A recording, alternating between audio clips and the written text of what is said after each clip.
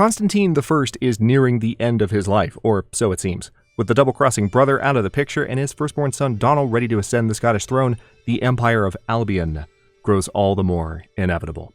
Hello, Legion. This is Hadrian. Thank you for being here. Let's play some more Crusader Kings III in our Empire of Albion series. So at the end of the last episode, we took care of some raiders here in the Isles. Oh, child of my dynasty. My daughter-in-law Drifa has given birth to a daughter.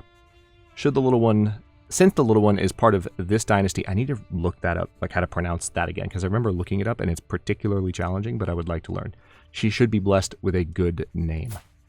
So let's call her, let's give her a good Anglo-Saxon name, perhaps.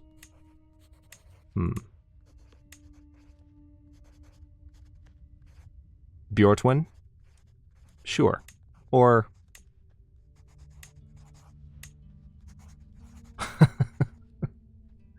Hextilda would work. Tell you what, let's switch to Catholic names. Brigid, there we go. May you grow strong and wise. It's a strong and wise name. So,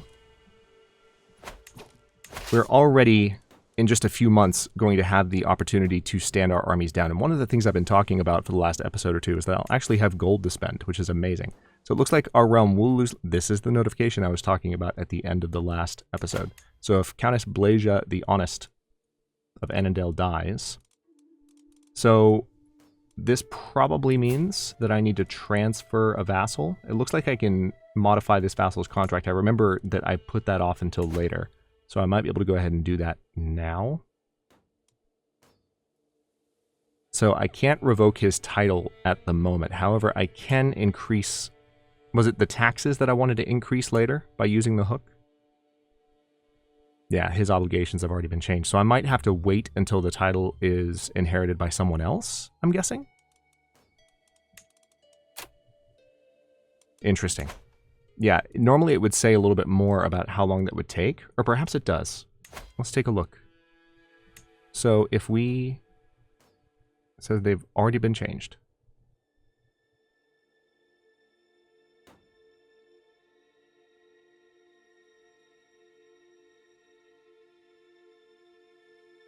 All right, there's no information here on whether or not...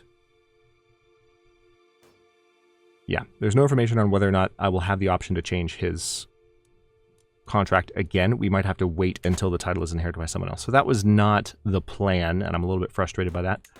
But Countess Blasia, the Honest of Annandale, currently is set to allow... Oh, wow. Really?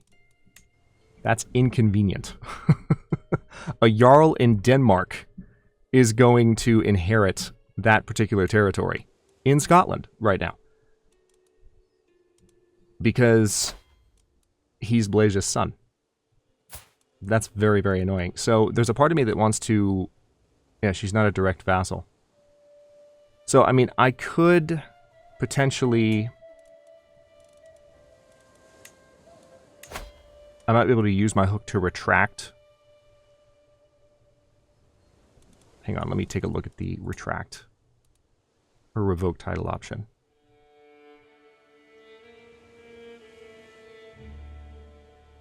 Okay, so if I revoke her as a vassal, just to modify this, it'll probably piss this guy off, but it'll prevent the realm from losing land. So let's play with this a little bit. If we retract that as a vassal, we'll go back to the building stuff in just a second, but now I'm down a rabbit hole and I want to figure this out. So let's retract Countess Blasia as a vassal. He will accept with 100% probability. It's an act of tyranny, though, causing all subjects to lose 5 opinion. Now, I could use the hook, but that doesn't remove the fact that it's an act of tyranny. So that's kind of annoying. But it's for the greater good, in a way. And then I could give a vassal right back to him as soon as we had someone in place that was not going to let the realm inherit, or let the realm lose land, basically. So let's go ahead and retract that vassal. Looks like we can create the Duchy of Ban. That's awesome. All right, so she's now our direct... Hang on, I've got to let that pass. There we go. She's a direct vassal now. Good. All right, so we've just done something a little bit tyrannical, but again, it's for the good of the land. Let's now revoke her title. All right, and this is what I was worried about. If she declines, she'll rise up in rebellion with other disgruntled vassals. So we can send her a gift, and this would be most of my extra money. And this might improve the likelihood that... Let's try this. Yeah, now there's a 39% chance. So we can continue to try to sway her directly, and then revoke her title when it's time. The good news is she's in good health at the moment. Her health is fine. So let's go ahead and try to sway her. We've got a pretty good chance of that. As long as her opinion gets up a little bit higher, then we can maybe retract that title so she won't pass that land out of our territory. Let's make sure the raiders aren't hanging out anywhere else. Looks like they're still around for 3 months. I'll send the army back to Edinburgh just to hang out. Oh, what's this? Ransom. I'm willing to release so-and-so from my care, but freedom... why do I care about this person? He's unlanded. He's my courtier, so he must have been captured at some point, but, like, I'm not paying 20 gold for him. No, sorry. Not trying to be mean, but no. You can keep him. Being a bit of a tyrant so far to kick off this episode. So be it. Looking around, we've got only about a month left before these raids are done. Okay, so let's go ahead and disband the army and look at my income. Look at that.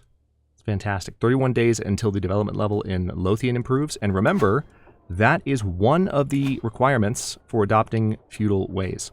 So we do need to get to absolute tribal authority. We have...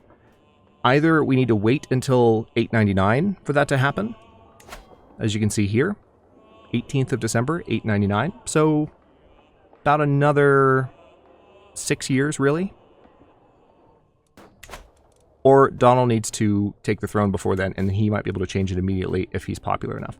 So we can transfer Countess Blasia back to that guy, but we're not going to do that yet. I want to try and address the Blasia problem. I hate that I lost so much money, but at the same time, I'm making so much money now that I feel less badly about it. Let's see if our sway scheme works to improve her opinion of us anymore. To be honest, the sway scheme has such a high success chance that I'm sort of regretting not using it sooner. And I'm sort of regretting spending all that money. Okay, so we have... It looks like Lothian's development should be up at 5 now. It is. Excellent.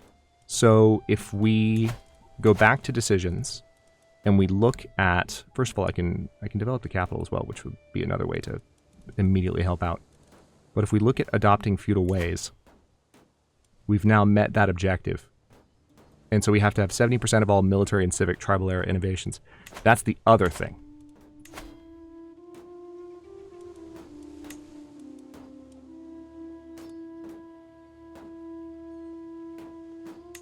Oh, wow. So it actually seems like maybe we're not quite there yet in terms of development. So we'd have to wait to become feudal until... Oh, that sucks.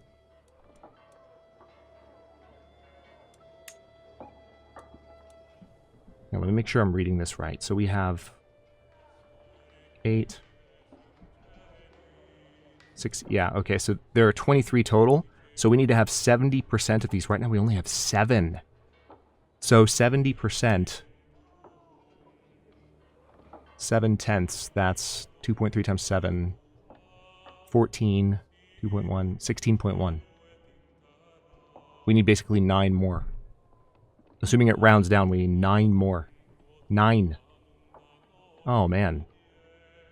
That is a shame. Although, I'm not sure that's accurate, because some of these are cultural and regional, and I don't think... What does it say? 70% of all military and civic tribal era. Okay, hold on. So military and civic, yeah, this is different. This is 6, so 14. 70% of 14. 1.4 times 7, 7, 2.8. So basically 10. So how many do we have now? 1, 2, 3, 4, 5, 6, 7. Okay, we need 3 more. 3 more. That's how many we need. Ugh. Okay. That's unfortunate. But at least, you know, we are making progress towards feudalism. And my main requirement for checking off ruling the Kingdom of Scotland is the emergence of the Scottish culture, which let's take a look real quick to see. Now, that's the other thing, too, is that Anglo-Saxon culture is going to be different. Like, the progress that we have might be different. It might emerge and have kind of the same properties, which hopefully it will, and then hopefully we will be the leader of the Scottish culture, so we're going to have a little bit more control over that. But it's going to be interesting times up ahead because we have so much money to spend now. Speaking of that, it is time, I think, finally to start thinking about spending some money on buildings. 60 gold is kind of the sweet spot, and we're about to cross that threshold sometime this month, I think. Yep, there it is. What's this? The pageantry of court continues day after day from dawn to dusk. Aelbrin extemporizes on my greatness, spouting platitudes and praises. Nearby High Chieftain Donald joins in, playing to the crowd, grinning stupidly and expecting a sign of my favor for his antics. A deep, insistent desire to jot down my true feelings slowly builds, gnawing at my mind and distracting my attention. A lone bead of sweat trickles interminably down my brow. Aelbrin notices my distance, inquiring, "Are you all right, my lord?" with almost genuine concern. Almost. Not quite genuine, but almost genuine.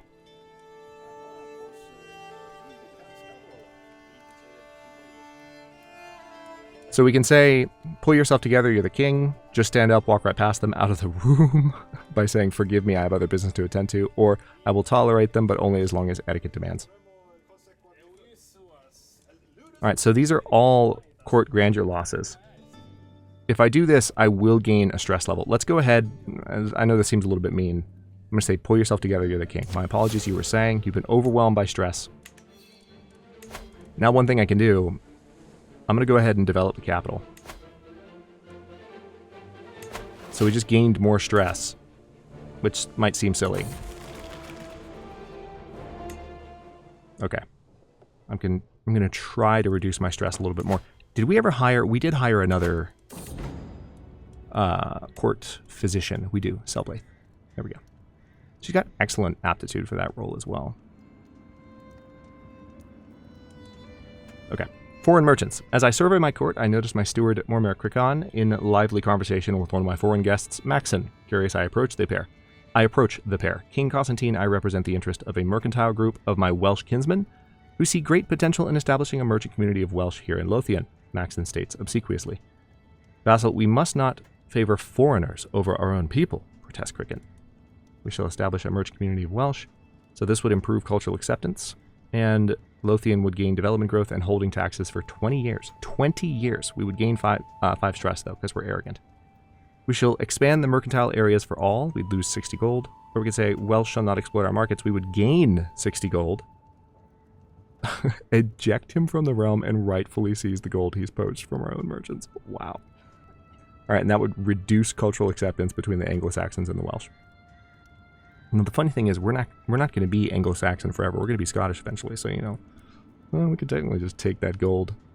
We are arbitrary, so in some ways this kind of feels like the right thing to do.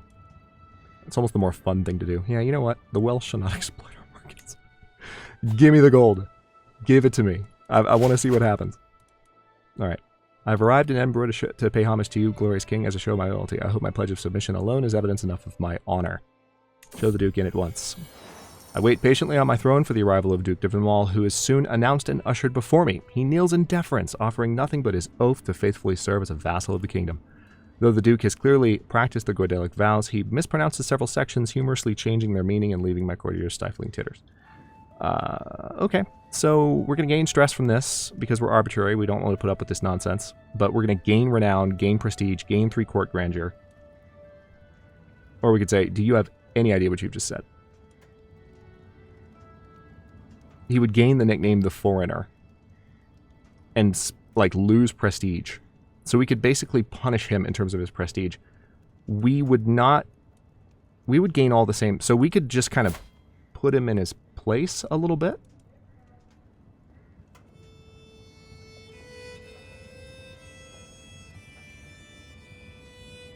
Yeah, let's do this. Let's not reduce stress level. We're going to play to Constantine's character a little bit. Not that you know, in some ways stressing him out more would work. The Vidilist Reformation. King Bajoris, a prominent figure among Vidilists, has gathered every Vidil, I guess, Vidil in the land together to discuss their beliefs and establish an official doctrine for the pagan faith. These Vidilos have adopted a pragmatic and balanced view of other faiths and have requested the aid of the spirits to help guide the faithful through these turbulent times. The burgeoning movement has decided not to instate a religious head, preferring instead to let each Vidil determine which or what teachings are appropriate for their own temple. The Crusader II will put these heathens in their place. Wow. That's an interesting religious event. I don't know that I've ever seen that one before. The Queen is pregnant. Wow. Dude.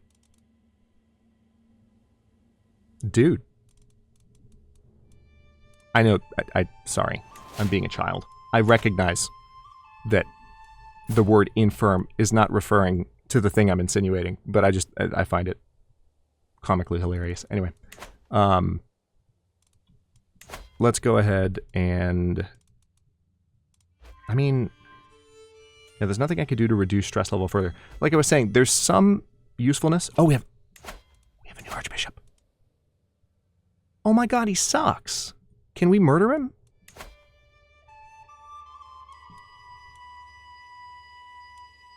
Yeah, let's just murder him. I'm not going to put up with an archbishop that's... His learning is literally 0. I'm sorry. Like, you're not worthy of that position, sir. That's not going to happen. Now, we can create the Duchy of Ben, although I think I'm going to leave that for Donald to do, because that would be an easy way for him to gain a lot of prestige. So let's go back to what I was talking about. So it looks like we can construct a building here. Government type is tribal. Oh yeah, we can't actually build anything in Lothian yet, but we can in Gowrie. And we've barely done like anything, by the way. So it's kind of hilarious. So let's take a look at this, because I think we can have a little bit of strategy to this. So is there a... Yep, governments. Perfect. All right, so territory that I hold. I wish it would highlight it right now for me. But I can see it this way. All right, so Lothian I hold, but the others are kind of all up in the title area. There's 2 more. Okay, so that's also tribal. So we could definitely do some improvement here. That's not a bad idea. I kind of like the idea, but we also have several titles up here. Anywhere where we see, you know, the blue ribbons is a way to kind of very quickly note, okay, that's my domain, but it's not always very obvious unless you mouse over it. Like, what's the particular government type, unless you use the government map mode. So, okay, so why don't we just go with the Earldom of Gowrie? This was the original capital before we moved. So if we construct palisades, that will improve fort level, defender advantage. That'll help with stationed troops. But I kind of like the idea of doing like markets, things that will improve tax income in a number of locations. So let's sort of maybe focus on that first. Spend a bit of gold to get some markets building. Have even more gold income. Gotta spend money to make money, as the saying goes. Now, how's that swaying going? Yeah, her opinion to me is now quite good. If I were to revoke her title, what would happen? All right, so she might accept with a strength of 59. I don't have a hook on her, and there's no way for me to get one. I could potentially gift an artifact to her.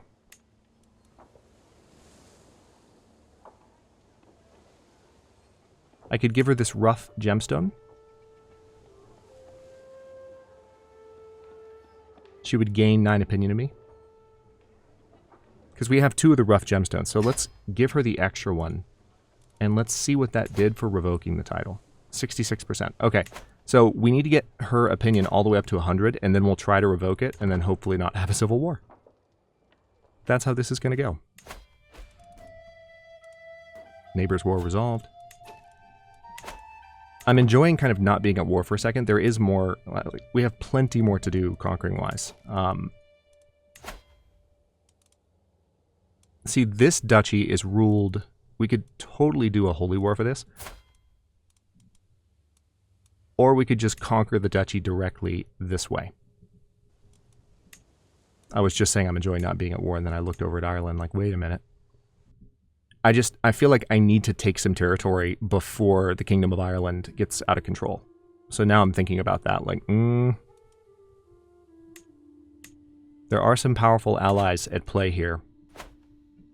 But it may be time to go ahead and take some territory. So the capital of this particular duchy is here. We can take it from him, which would probably be, in terms of gold income, that would be useful. I am enjoying not being at war, but this makes a lot of sense. Let's go ahead and see if we can take the Earldom of Ulster. Now, because he actually holds the title, when we...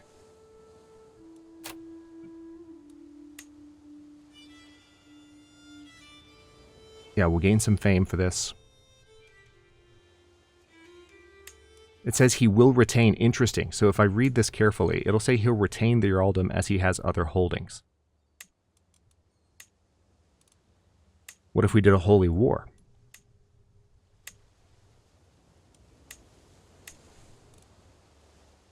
So a holy war would be a little bit different. Within the target title, all titles held by the Asatru rulers are seized, and any Catholic rulers are vassalized by you. You will seize all territory within his realm that is part of the Earldom of Ulster. You gain 100 devotion, so we could do a holy war. Because it's a different religion. It would reduce Catholicism's fervor and increase Asatru's fervor by 4 because they were attacked. Now, because this is a holy war, it would basically invite anyone potentially following this faith into the war. So if we take a look at the religious map mode, yeah. So that could be problematic if we went that route. I don't know. Like there's a part of me that wants to just go ahead and hit him hard with a couple of wars in a row. We could also subjugate him directly. We can only attempt one subjugation war per lifetime. Ooh. Yeah, why not just subjugate him?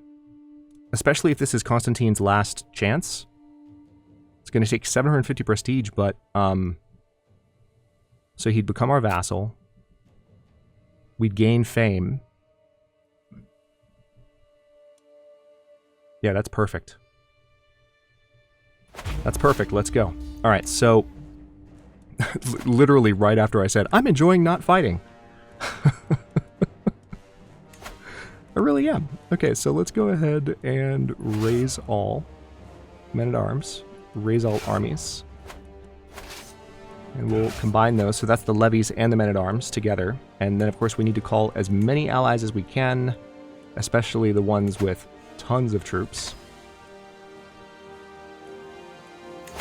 Let's call the Petty King and our friend. Let's call Aquitaine. Let's call Brittany. Let's call Lotharingia. I don't want there to be any question here. And how's the sway going? She's at 82. All right. So we've got a lot of stuff going on. We've got some irons in the fire. We're working on that vassal. We're trying to murder, literally murder, an archbishop. So that's fun. Okay. But, I mean, to be fair, he has 0 learning. He should not, under any circumstances, be in that position.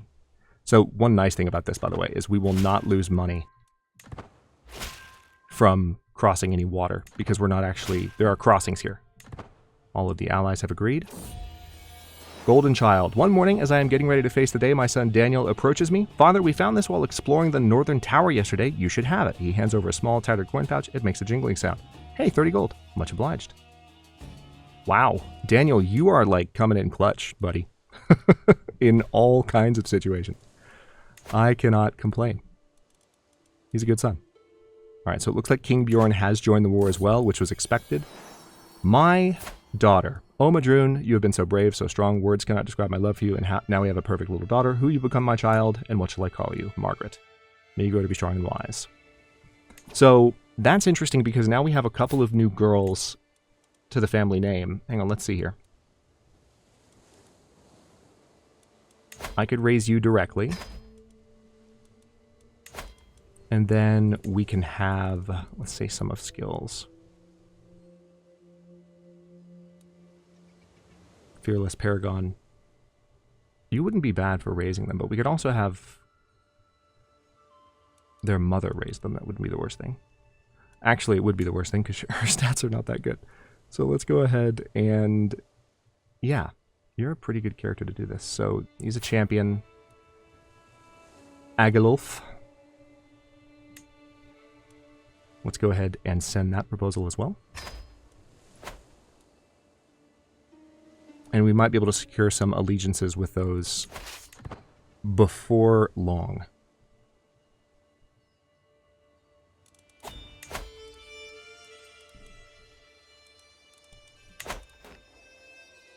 Alright, I am negative in prestige because of all the allies I just called, which sucks.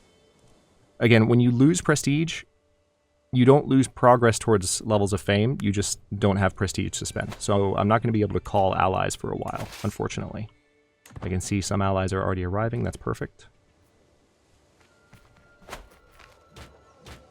I should make a decent amount of prestige from this war, and based on how many allies I called, the war might be over pretty quickly. Another thing I need to think about doing soon is creating more men-at-arms, because I haven't done that yet for the entire series, and I feel like that's a thing that probably needs to happen. Also, it looks like some enemy armies are landing up here, and I don't like that. Okay, they're crossing back into Ireland. Where are my other allies, by the way? Okay, they're coming. Good.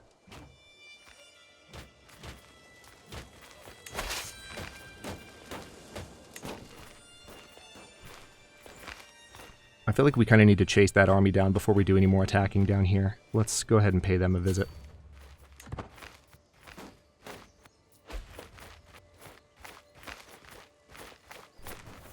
Alright, so we're going to have a fight when we cross here. Oh, wow. Oh, wow. Okay, good. Other allies arrived at the right time. Yeah, everyone converged on the same spot unexpectedly. They kind of came back to fight. But that... holy crap, are you serious? He was leading that army? Are you freaking kidding me? Enforce demands. Let's go. Oh my. Disband. We're done. That's it. We just vassalized him. Oh my goodness. And then we could declare war here. And the thing is... oh man, we could easily take control of this. We actually don't have enough prestige, though, to do it at the moment, which makes me so sad. Because we did spend a lot to bring in those allies. So now, I mean, we won that battle, which was because all those allies arrived at once, so that was worth it. I just would like to try and take control of that before the Kingdom of Ireland does. The Kingdom of Ireland is, I mean, he's not really going to be able to withstand. Yeah, we can attempt one invasion war against a kingdom tier title per lifetime. So Donald will probably be doing that one. That might be Donald's first major claim to fame. That'll be a lot of fun. Can't wait for that. God, this is fantastic. All right.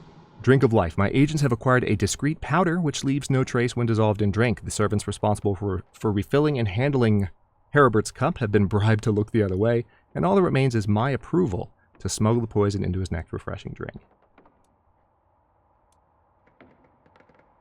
95% chance he's killed, 5% chance the scheme is discovered. So there's a chance, there are two separate chances here. Two dice rolls. The first is whether or not it's successful, the second is whether or not we're discovered. So here's a toast. Drink of life. Heribert is dead. His name is cracking me up a little bit. Killed by a deep draught of spiced wine. My agent slipped the poison into his goblet and watched it dissolve without a trace. Only when his throat swelled shut did he realize something was wrong, but by then it was far too late. Fortunately, my agent slipped out well before the effects of the poison revealed that something was afoot. Cheers, Herbert. Okay, so we have a new archbishop. He's much better. That worked out. Okay, that worked. How's our sway scheme going? Cool. Revoke title. Let's see if we can succeed in literally all of our endeavors this episode. All right, she's not at 100 yet, and I don't want to try it until she's at 100.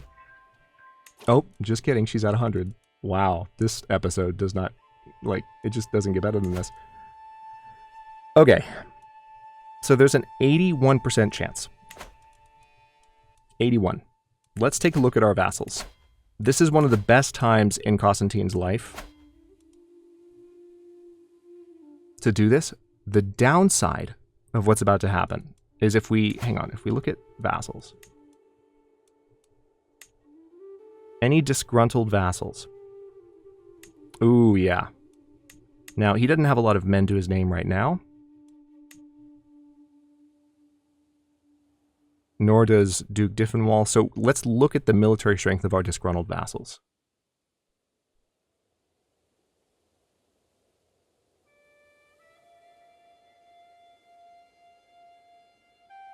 I'm honestly pretty confident. I feel like we could take them if there was a war. And we might even then be able to mess with the disgruntled vassals a little bit, just by taking this title back, to make sure that we don't lose land if she dies.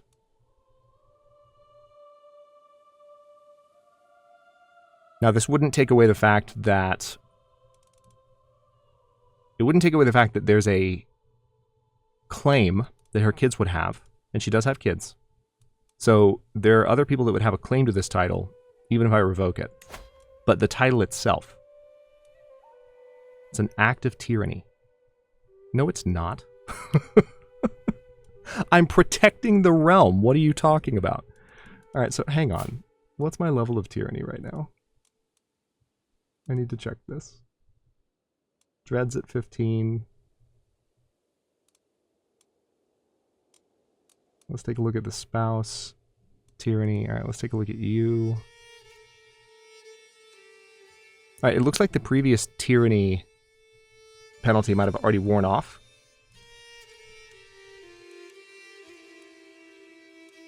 But it may also be... Hang on.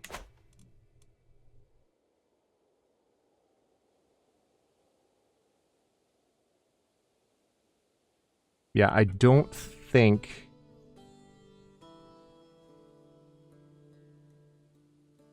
Yeah, I think the other tyranny penalty has already worn off, because I don't see it. That's very interesting indeed. Okay. Well, this could be an interesting cliffhanger, because I don't think we have time to fight a war before this episode ends, but we can see how this goes, and that'll lead us into however the next episode goes, one way or the other. All right, so if we revoke her title, she might accept. There's a 4 in 5 chance she accepts.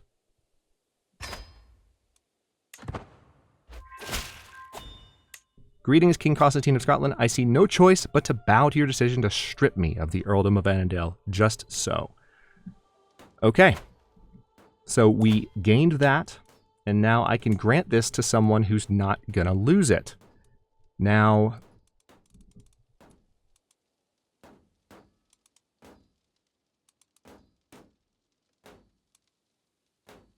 Interestingly enough, Agalolf might actually be a good character to give it to.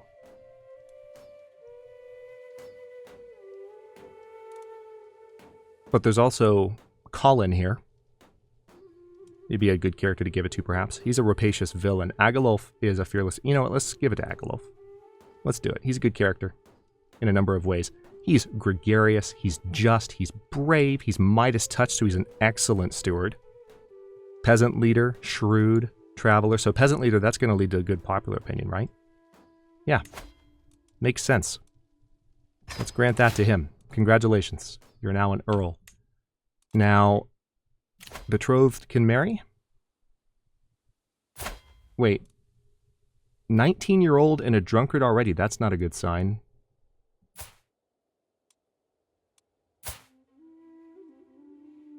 Who's your liege? Barcelona? How many troops do you have? Can we maybe break this off? I don't know if I want this. I would spend a lot of prestige.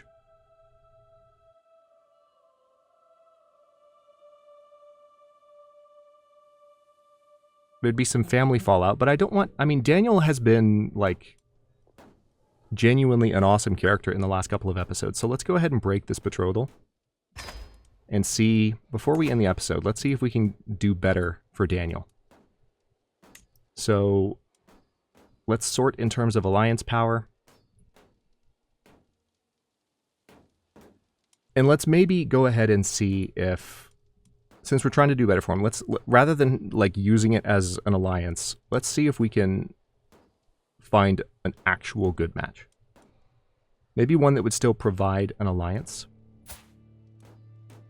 All right, so she's 37. Tell you what, let's limit age difference.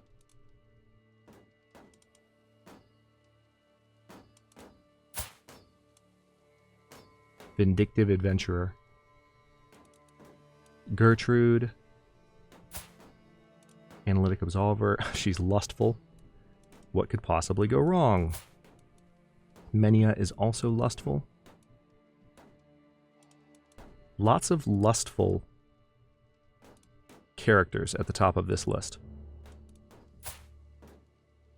Rapacious Empath. She's unlanded, but she has claims on a county.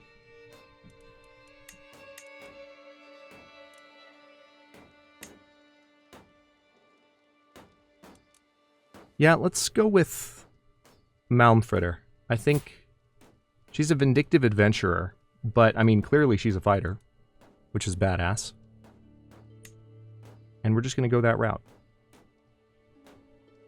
Let's send that proposal. And on that note, I will go ahead and stop this episode here. In the next one, we are going to continue pressing our advantage into Ireland and into England. Remember that we need to conquer Durham in order to... Actually, hang on.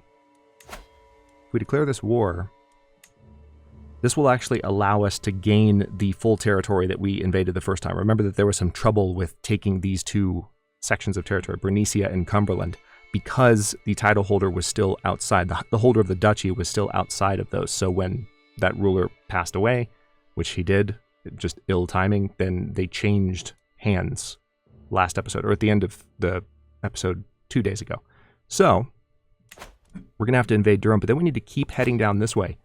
The good news right now is that these other powers, like, they just don't have what it takes at the moment to stand up to Scotland. Scotland is kind of in a good place.